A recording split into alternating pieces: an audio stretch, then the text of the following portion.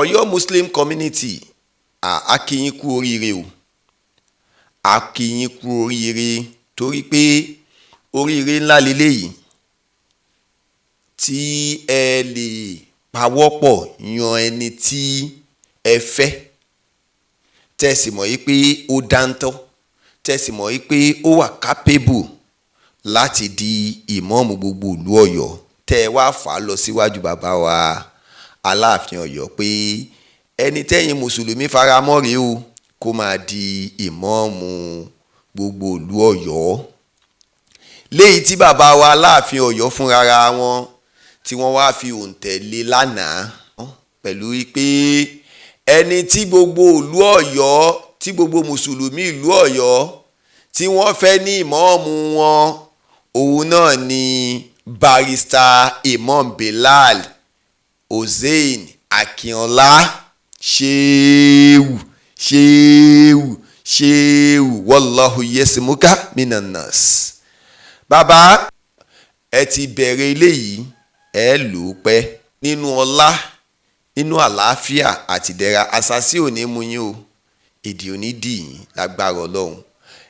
Islam ni wọ́n rí lára yín, wọn ò rábòsí lára yín, òun ló jẹ́ kí wọ́n yàn yín o lágbára Ọlọ́run. Nígbà tẹ́ bá wá di ìmáàmù náà tán tí wọ́n ti wé láwàní tán tí wọ́n ti fọ̀pá lé yín lọ́wọ́, àdánwò tí ń wá débẹ̀ dá tẹ́dá fi ń wá padà di ẹlẹ́bọ tí ń di kèfèrí tí ń ronú pé kí kèfèrí ó ràn òun lọ́wọ́, gbogbo owó àdánwò bẹ́ẹ̀ ò ní dé bá yín o. Bàbá wa Hussein lágbára Ọlọ́run ẹ̀ ní jábọ́ o, ẹ̀ ní ṣubú, ẹ̀ rí. Eléyìí ẹ̀kọ́ ló jẹ́ fún gbogbo àwọn ọ̀dọ́ látòrí èmi tí mò ń sọ̀rọ̀. Tẹ́ ẹ bá wo Ògbómọ̀ṣọ́, ìmáàmù wo ló wà ń bẹ̀ nísìn? Dókítà ni Sheikh Dr. Tọ́lá àti Yunus Ayélára. Tẹ́ ẹ bá lọ sí ìlú Ìwó, dókítà ni ìmáàmù tó wà ń bẹ̀. Tẹ́ ẹ bá wá sí Ọ̀yọ́ lé, ta ló wà ń bẹ̀? Barrister. Ó ti ń lọ́nu o, àìmọye wọn ìmáàmù bẹ́ẹ̀ o nílẹ̀ Yorùbá. Tá bá ní ká bẹ̀rẹ̀ sí ní kà tó jẹ́ sí pé dókítà ni wọ́n, barrister ni wọ́n. Àwọn ọ̀dọ́ tí mọ̀ọ́mù Ògbómọ̀ṣọ́ tí wọ́n sọ ń jọ́ kínní àná pé ṣáádà nìkan kò lè gbé ẹ débi kankan, gbogbo wa là ń pariwo ó dá ẹjẹ́ àjọ wò kí ni bàbá yìí fi qualify ju àwọn tí wọ́n jọ contest lọ. Àbẹ̀rù wípé wọ́n kàn déédéé mú wọn ni pé bóyá nítorí wọ́n ti mọ̀ wọ́n rí, wọ́n ò mọ̀ wọ́n rí, kódà ẹni tí gbogbo àwọn èèyàn ń fọkàn sí kọ́ ni wọ́n padà lò, torí ó ní àwọn èèyàn, ó ní foresight àwọn èèyàn lórí pé ta ló fẹ́ di ìmáàmù ìlú Ọ̀yọ́. Àmọ́ qualification ló padà speak out. Ìyìn tí ìmáàmù àgbàlẹ̀ Ògbómọ̀ṣọ́ ń bá wọ ọ̀dọ́ sọnù. When you have a good qualification, you can be the leader of anywhere all over the world. Ṣé rí bí èèyàn bá ti ní good qualification, gbogbo àyè tó bá dé òun ni ó máa di olórí ń bẹ̀. Àfáwà kan ní ẹ wá ìmọ̀ ìgbàlódé torí òun ni ó máa gbé yín borí gbogbo ìfigagbága láyé. Téèyàn bá ní western education ó máa ń gbé èèyàn borí ìfigagbága láyé. Ṣé rí bàbá wa tí wọ́n ṣẹ̀ṣẹ̀ yàn ní ìmáàmù gbogbo ìlú Ọ̀yọ́ yìí, kò sí ohun tó gbé wọn débẹ̀ tó ju qualification lọ. Gbogbo àwọn ọ̀dọ́ lọ gbọ́n pálí ẹ jẹ́ a lọ gbọ́n pálí wa, má wò pé mo ti dàgbà mo ti bímọ àbí nítorí wọ́n ti ń pè ẹ́ ń ṣèwù lágboolé. Ó dá ẹ wo bàbá wa Jamiu àmì Ọlọ́run pẹ̀lú bọ́n ti ṣe lówó lọ́wọ́ tó, ó dá kí ni bàbá yìí tún wá, bàbá tún ṣe padà lọ school. Àwọn bàbá on serve lọ́wọ́ o, NYSC mo rí aṣọ NYSC lọ́rùn bàbá, àyà mi ṣe gàrà pé bàbá yìí ládùúgbò ohun tó ti ní láyé. Lẹ́fi máa mọ̀ yí pé ẹ̀kọ́ ò dúró, kò sí ohun tó jẹ́ kí Islam lọ sẹ́yìn lánàá bí kì í ṣe nítorí pé education tí ó pọ̀ tó. Ẹ wá wò lónìí àti ní barristers, doctors, engineers nínú Islam, òun ló ń bà àwọn ẹlòmíì lẹ́rù lọ́ fi ń pariwo pé Islam yẹn lọ́ fi fẹ́ máa tánìṣì image Islam, torí wọ́n rí i pé the rate tí àwọn ọmọ mùsùlùmí ta ṣe ń kàwé, rate táwọn ọmọ mùsùlùmí táwa náà ṣe ń wà níwájú, ó ti kọjá àtàtijọ́ tó já sí pé àwọn bàbá wa látijọ́ tán bá ti fún wọn láṣọ kan tán ti ọmọ ti tọ́nù àmọ́ wa ti sí yóò lè ó dà kàbí sọ́ra rí kàbí sọ́ra media nítorí màmá expect kí kàbí sọ́ra káwá máa ní ẹ àti bá yín ṣàdúrà sí ṣọ́ọ̀bù o àti gbogbo ohun tí àwọn bàbá wa ń ṣe látijọ́ ta ló ẹ̀ ṣé tí mo wà lẹ́nu iṣẹ́ mi ni màmá expect pé mo fẹ́ lọ ṣọ́ọ̀bù èèyàn kan lọ ṣàdúrà tó bá invite mi pé wá bá mi ṣàdúrà yọ̀ ọ̀tọ̀ ni àbẹ̀ ṣàdúrà á sì gbowó á gbowó á gbẹ̀ràn gan bó bá yẹran àmọ́ nígbà tí mo níṣẹ́ mi lọ́wọ́ gbogbo nǹkan lèmi lè fi sọ fún ẹ pé tí n bá fẹ́ wá síbi àdúrà ẹ̀yẹ báyìí mo fẹ́ gbà o I have my work so western education a gbọ́dọ̀ mójútó òun ló máa gbé wa borí ó ti ń bọ̀ nìyẹn o gbogbo ẹ̀yin ìlú tó kù àwọn ìmọ̀ọ́mù inú ìlú yín wọ́n dàgbà àmọ́ ńjọ́ tí wọ́n bá lọ ẹ̀yin tẹ́ ẹ rò pé ìmọ̀ọ́mù ló tọ́ sínú ilé yín gbàgbé ẹ̀ bó o bá jọmọ ìmọ̀ọ́mù jù bẹ́ẹ̀ lọ tó o bá ní good qualification wọn ò ní lù ẹ́ wàláhì tàlá ìsúnmọ́bìláì ẹ̀kọ́ ńlá leléyìí ló jẹ́ fún gbogbo wa ẹ̀kọ́ ó ń súnbọ̀ nìyẹn o máa dagbádá kiri àdúgbò kó máa ran yín kiri àdúgbò kó má mójú tẹ́kọ̀ọ́ ẹlòmíì bó bá ti jáde sànàwí báyìí ó ti wò pé òun ti ka gbogbo ìwé ayé yìí tán àánú òun ti dọba ọba abó a máa lu bàndírì tẹ̀lé lẹ́yìn yá ṣe wù láíláí làlá yá ṣe wù láíláí làlá ibi tọ́wọ́n ẹgbẹ́ ti wà ní skul tí wọ́n ti ń kàwé mo rántí ìgbà tí mo lọ sí Federal College of Education ó ní má nǹkan tí àjọ kàwé ńgbà náà bàbá yìí is over 45 years wọ́n ṣẹ̀ṣẹ̀ enroll sí Federal College of Education bàbá ní èsì bàbá máa parí dìgírì wọn láìpẹ́ yìí o so kí la wá ń sọ ìwọ kí ni èjì ẹ gangan máa tẹ̀ wẹ́ lómi àbọ̀ sórí social media Imam Ògbómọ̀ṣọ́ yẹn ó ṣe máa ní ṣàdá nìkan kò tó jẹ dey play bó tó jẹ bí ò tó jẹ ohun tó ṣẹlẹ̀ lọ́yọ̀ọ́ lánàá ó ti fi hàn pé ṣàdá tó jẹ lóòótọ́ ó tó jẹ mo gbé kùdùsì fún yín gbogbo ẹ̀yin ṣéwù à ń lọ kó ka gẹrẹpẹtẹ sọ́wọ́ á máa ranjú mo gbé kùdùsì fún gbogbo yín mo ti gbé kùdùsì fún yín ẹ rí wípé gbogbo mò ń ṣàfà àsàlátù náà tó bá yá àwọn alásàlátù yà á rí pé eléyìí ò meet up standard ìwà jàre ẹ máa rí láìpẹ́ nígbà tó bá rí àfa alásàlátù míì tó rí bó ṣe ń deliver lecture fún àwọn ó dẹ̀ wo bàbá wa Imam Àgbàlẹ̀ Ògbómọ̀ṣọ́ ẹ wo bí wọ́n ṣe deliver lecture ẹ wo good presentation lánàá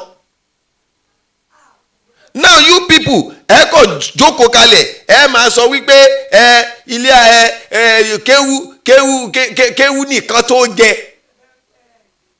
kéwú nìkan tó jẹ níbo kéwú nìkan ò tó jẹ mọ́ o gbogbo wa ẹ jẹ́ a padà ká lọ kàwé ìwọ tó bá má sọ wípé kò sówó wàláì tàlà ìsúnmọ́bìlà ìjọ tèmi fẹ́ bẹ̀rẹ̀ tí mo fẹ́ lọ sí Federal College of Education mi ní £1 lákàntì àmọ́ Ọlọ́run padà ṣe ó pẹ̀ láti lẹ́yìn bàbá wa Imam Àgbàlẹ̀ Ògbómọ̀ṣọ́ àti bàbá wa Sheikh Idris Alomomogiwa Ọlọ́run padà ṣe bóun làwa náà padà kàwé yẹn tá a dẹ̀ tún sì ń gbẹ̀ǹgbẹ̀ àti lọ sí western education àwa mùsùlùmí ẹ̀jẹ̀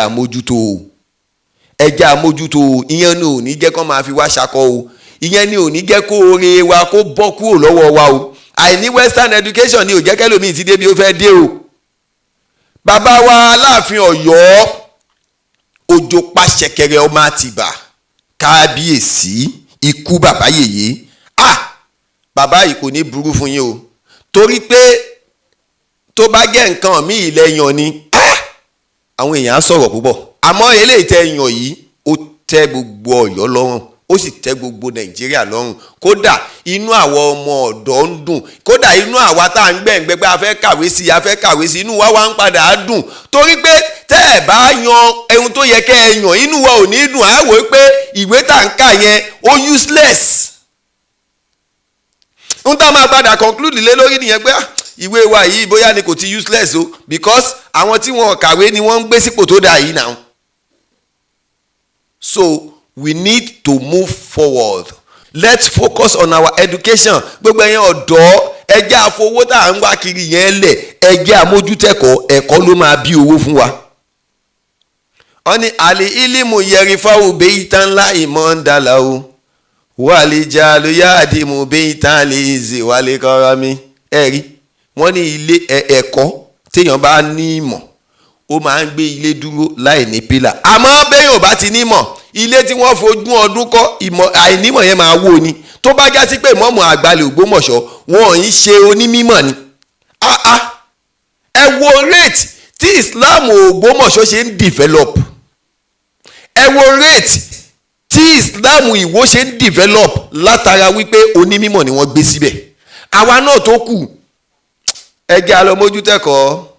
Barrister Imam Bilal Hussein Akínọlá ẹ kú oríire ti ìmọ̀ọ́mù tuntun tí wọ́n fún yín tí ẹ ṣiṣẹ́ débẹ̀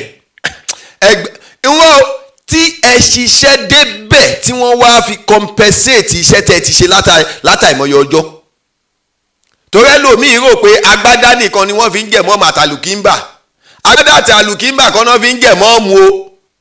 Má wò ó bẹ́ẹ̀ mọ́ o ti kú òun bẹ́ẹ̀ o kó máa da agbádá kiri àdúgbò.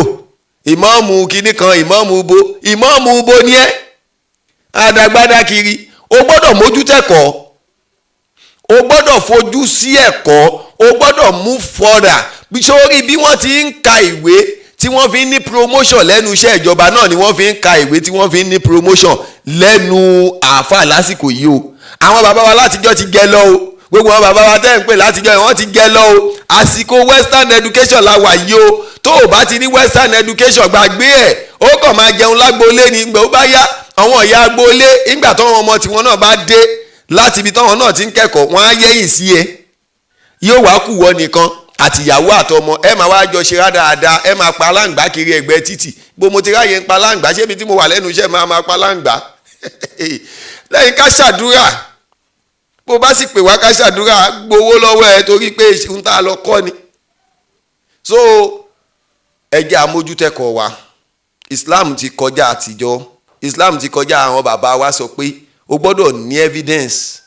Islam ti kọjá wípé ayé mọ̀ mí mo gbajúmọ̀ èmi ni mo joyè mi báyìí èmi mo joyè mi báyìí. Islam ti kọjá abẹ́ o.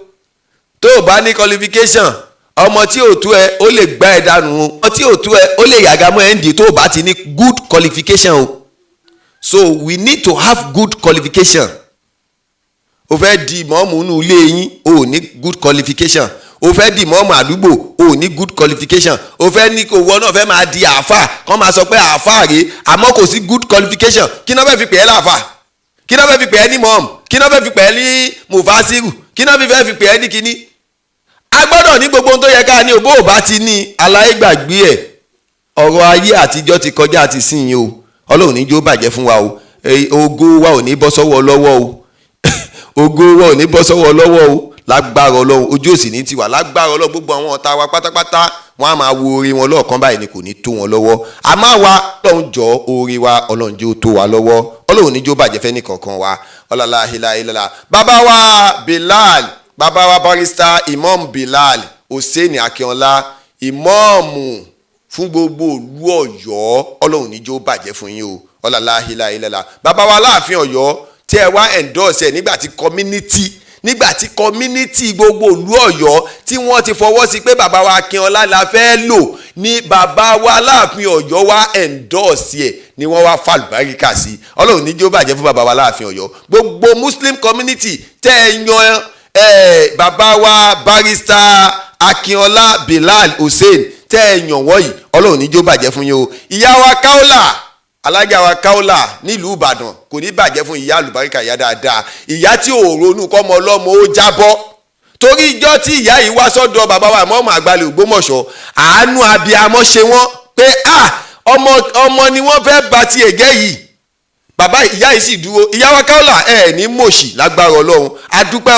Adúpẹ́ Ọlọ́run sì bá wa dúpẹ́ lọ́wọ́ yín. Ìyá wa Kaola ẹ̀yin náà ẹ sì kú oríire ti ìmọ̀ọ́mù tí wọ́n yàn nílùú Ọ̀yọ́ àti gbogbo ọmọ ìlú Ọ̀yọ́ lápapọ̀, torí pé mo rí gbogbo àwọn ọmọ ìlú Ọ̀yọ́ tá a jọ jẹ́ ọ̀rẹ́ tí wọ́n ní wàláì inú àwọn dùn, wàláì inú àwọn dùn, kódà ó fẹ́ẹ̀ tó àìmọye èèyàn tí wọ́n ń pè mí pé Kábísọ́lá wàláì inú àwọn dùn. So inú wa ò wá ní bàjẹ́ ọ̀làlá hílàhílàlá, àti gbogbo ọmọ Nàìjíríà lápapọ̀ inú wa ò ní bàjẹ́ o.